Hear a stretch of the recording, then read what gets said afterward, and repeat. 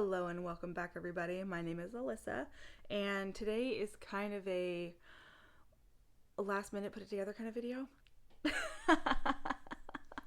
So I've been really suffering on figuring out motivation for continuing to make videos for the channel. So it definitely took me a minute to try and figure out what I wanted to do for this one. And it's still kind of, it's a video at this point, I guess. But as we know, I am currently really into reading the Louis L'Amour books. As you can see, I still have quite a few from the library, and then there's my giant stack over here that I've been working on, and I am still very, very much enjoying reading them. But if you had watched my Louis L'Amour video, which a lot of people didn't, I had talked about how I was also reading other books in between reading the Louis L'Amours. That way I wasn't getting burnt out, but it's really hard to get burnt out on something that you're just like super in love with. So over the weekend, I had stopped by the Dollar Tree and I picked up this glass jar. And this is kind of an idea that I got over from Emily Fox over at Emily Fox Reads. And she's got a TBR jar. Now, I personally have done away with TBRs. They're very restricting for me as like a mood reader, and they don't work for me.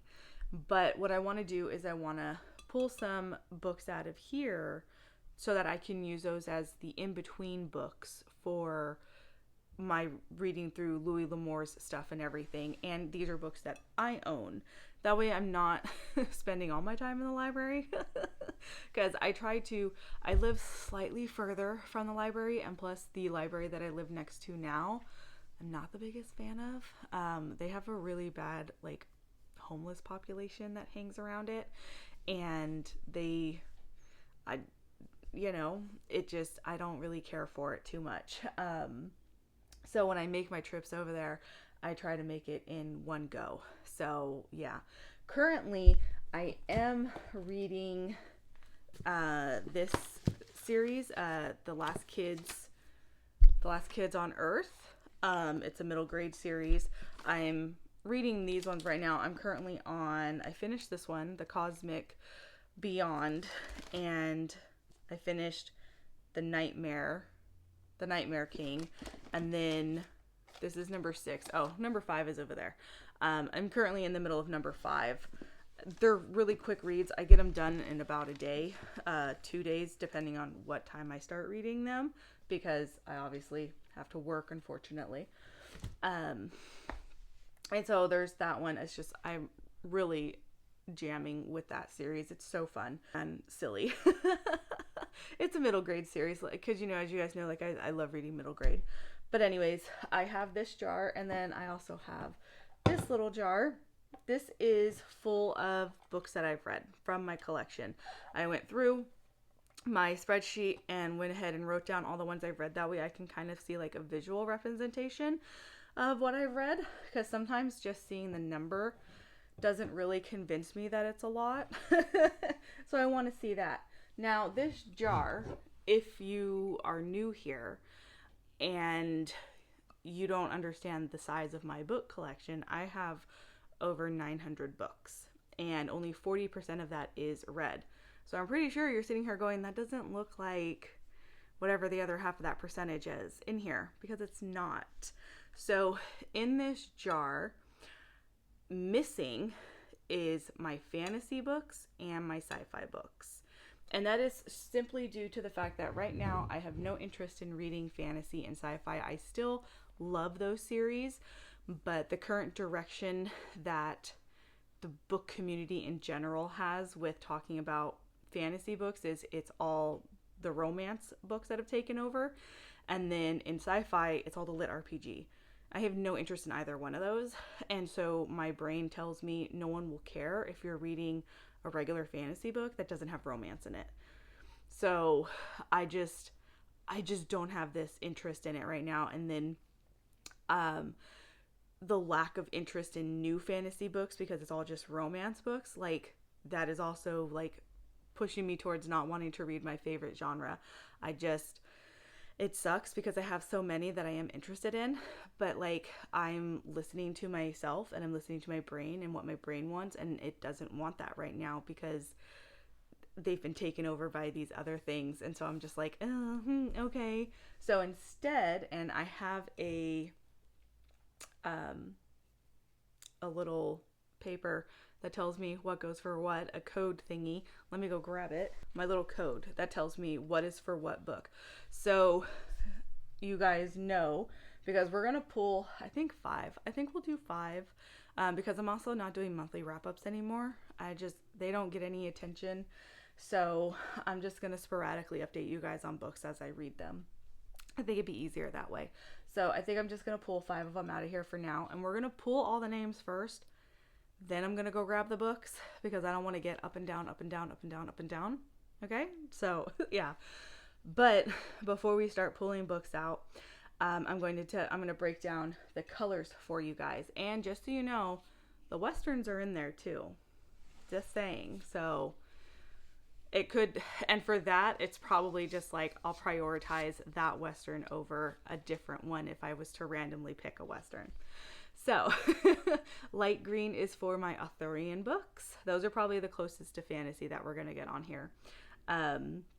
Yellow is for the Western books. Brown is for Gothic. Red is for horror. Blue is for mythology, so like a lot of like the Greek mythology books that I have.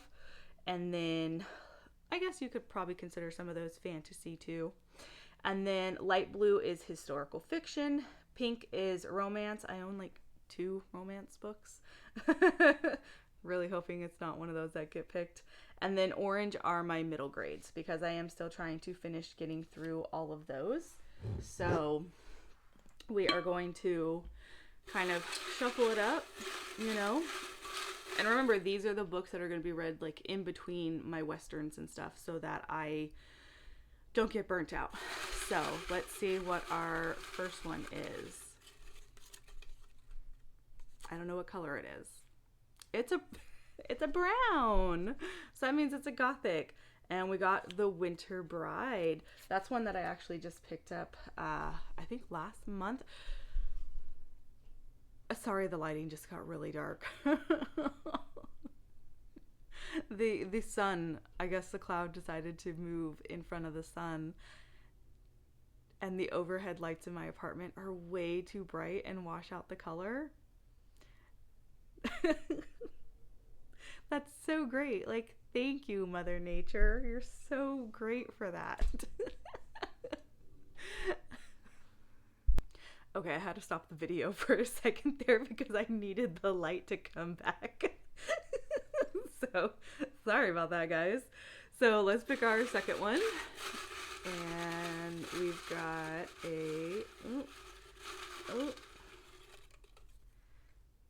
something fell out. We got a blue.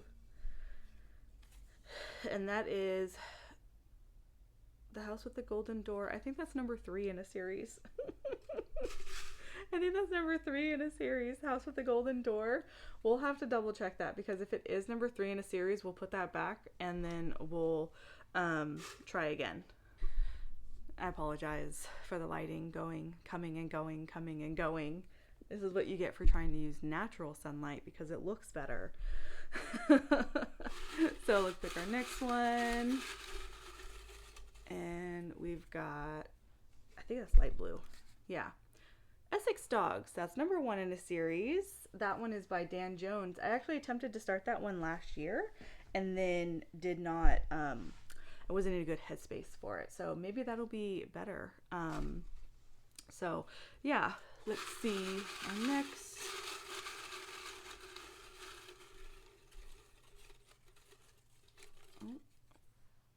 Oh, we've got Sun. The Natural Sun. Okay, we have, it's a light blue, Absinthe. That one's a standalone, so that's actually really nice because then I wouldn't have to worry about starting another series. And then so that's 4. Let's pick one more. I'd really like it if it would pick a middle grade, honestly. It didn't. Let's see. It's another dark blue. So The Witch's Heart. That one is also a standalone. So let me go and grab these books real quick so that I can show them to you guys. I'll be right back. Okay, so I was almost correct. House with the Golden Door is book 2 in a series. So we're gonna set that aside and we're gonna pick a different one, because I think originally I was thinking that if I put the whole series in there, if I pick one from that series, I'll read each book up to that, but I don't want to do that right now. So, and it's my jar, it's my channel, it's my life. I can do what I want. So we're going to pick a different one. So let's see. Is it orange? Let it be orange. It's yellow. Are there oranges in here?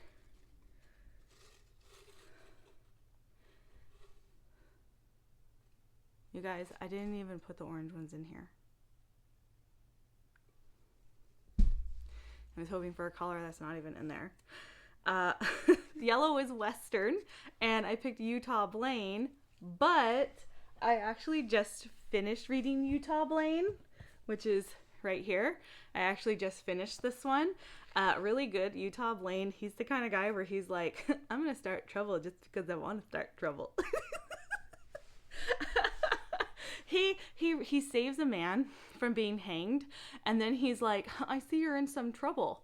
I like trouble. Let me help you start more trouble. And just from there, he just kind of starts trouble. He's described as like a big man who everyone's afraid of, and everyone knows his name. You know, they hear Utah Blaine and they're like, oh, Utah Blaine's in town. Oh, okay. But yeah, he kind of goes throughout the whole book just kind of starting problems. But I have read this one, so this is one that we get to put in here because I haven't gone through the jar to move them. So there goes that. So that worked out nicely. We get to add that one into there, and now we get to pick another one. But also, I guess I can stop hoping for oranges since I didn't put the middle grade ones in here. I think I wrote them down and then forgot to cut them. So let's pick one more, hopefully. Let's see, what do we get? It's a dark blue, and this is the House of Frost and Feathers. That one's a standalone. So let me go grab that one, and then I will show you guys all of the books. I'm going to tell you guys right now, working with natural light when it's overcast is one of the most difficult things. So if the video ends up just getting really dark at some point, I'm sorry, I'm tired of having to stop every 5 seconds. So first up we have The House of Frost and Feathers by Lauren Weisbrunn. This one is a Baba Yaga retelling, and the synopsis kind of sounds like there's going to be a scene that's very much inspired by Labyrinth, you know, the dance scene with Sarah. It's giving that, and I don't know how I feel about that because I love Labyrinth, but I also know that there's so many authors who claim to love Labyrinth too, and then they don't really do it justice when they bring it into their stories. See, look we lost the light again. So anyways, I don't know how I feel about that. Slightly conflicted, slightly interested, but I am interested in the fact that it does seem like it's going to be Baba Yaga related, so I am interested in that. So hopefully this will be good. This is also the Goldsboro edition. Not that you can really appreciate anything right now because the sun doesn't want to stay in one place. So yeah, I'm only this much annoyed with the sun right now. Okay, so I slightly opened my blinds to hopefully help with this issue. So next we have Essex Dogs by Dan Jones. This is number 1. These are the broken binding editions. This book has to deal with the 100 Years' War, and so it's more of it's in the historical fiction section and stuff. I have the whole series. I really like Dan Jones. I like how he presents historical information in a story. He just makes it very interesting and compelling. So definitely hoping that I'll enjoy that one. When I had initially started it before, I was enjoying it then.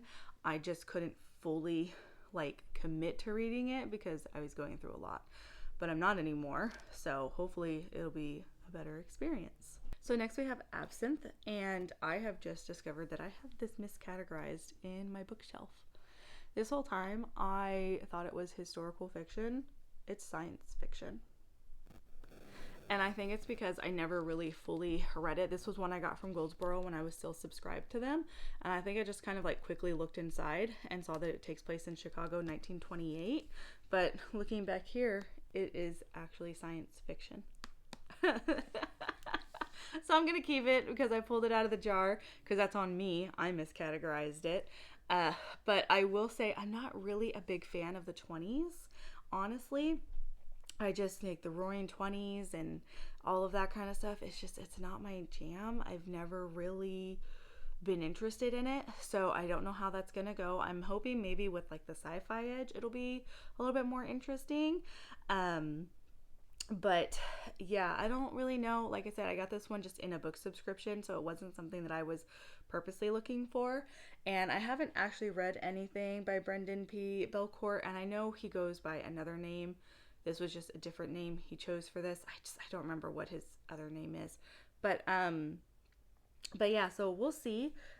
Since, you know, a sci-fi snuck in there because I miscategorized it on my shelves. That's what you get for not fully looking into your books, but at least I can admit when I've miscategorized something. I'm not out here purposely doing it like some creators on TikTok do. And then next we have The Witch's Heart by Genevieve Cornick. I think that's how she pronounces that. But this one is based off of one of Loki's wives. I think it's Angrboda. Yeah, it's Angrboda, which is the giant that Loki marries or has a very long-term relationship with. She's the mother of Loki's 3 children. And so this is her story from her perspective. And I've had this one since it came out because I was very interested. I've always been very interested in the women of mythology. And not all the feminist retellings are good, but I've heard really good things about that one. So I am definitely hoping that I will enjoy that one. And then the last one that we pulled was The Winter Bride.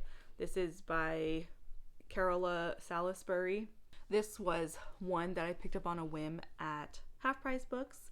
It's like an older gothic romance kind of thing. And so the synopsis back here says, 20 years before Charity Caro arrived at Malmenaise, 2 young women had been horribly murdered. Uttering these terrifying words, the beast of Malmenaise, as the murderer came to be known, had leapt from the sheer cliffs onto the sharp rocks below and died. At least that's what everybody believed. Charity knew nothing about the frightening history of Malmenaise. To her, it was simply the home of the distinguished poet. To her, it was simply the home of the distinguished poet Martin Reevesby, a man she admired, a man who had given her a job as his secretary. Now these eerie words struck a cold note of terror in her throat. She had reason to believe the words were true. So, we shall see. So, those are the projected books that I can read in between all of my Louis L'Amour's that I'm reading to kind of help break it up and to also kind of help get through more of the books that I own, because that was supposed to be a goal this year. That was supposed to be something that I focused on. And granted, I do own like a selection of Louis L'Amour books, but there's other stuff that I've had longer that I'm supposed to be reading as well. So we shall hopefully see how these go. I have a feeling that I'm gonna really like this one and this one. So the Essex Dogs and the Witch's Heart. Frost and Feathers, Absinthe, and the Winter Bride, it could go either way. It could go either way, honestly. So if I was to just be silly and like guess if they're out of this pile, if there was something I was to DNF, I would see it being the House of Frost and Feathers. Just because certain elements. But I'm gonna give it a try anyways. So when these get read, I don't know. I'm not projecting that because like I said, I don't do TBRs anymore. I'm not doing monthly wrap-ups. These are just going to be in between my read-through of all my Louis L'Amour Westerns and everything. And the next time that we pull stuff, out of the jar, I will make sure to add the remaining middle grade books so that I have that option as well, because I was rooting for something that I was never going to be able to pull this time. So yeah, if any of these you guys are interested in, or if you've read these, let me know what you guys think of them. I'd love to hear your thoughts. I am hoping the next video I will have the energy to do a quick little reading wrap up to show you guys what I've been reading. And yeah, that about covers everything. Sorry this video was a little chaotic because the sunlight was being difficult, but that's what happens when you try to work with Mother Nature. She does what she wants to do. So yeah, until next time, bye.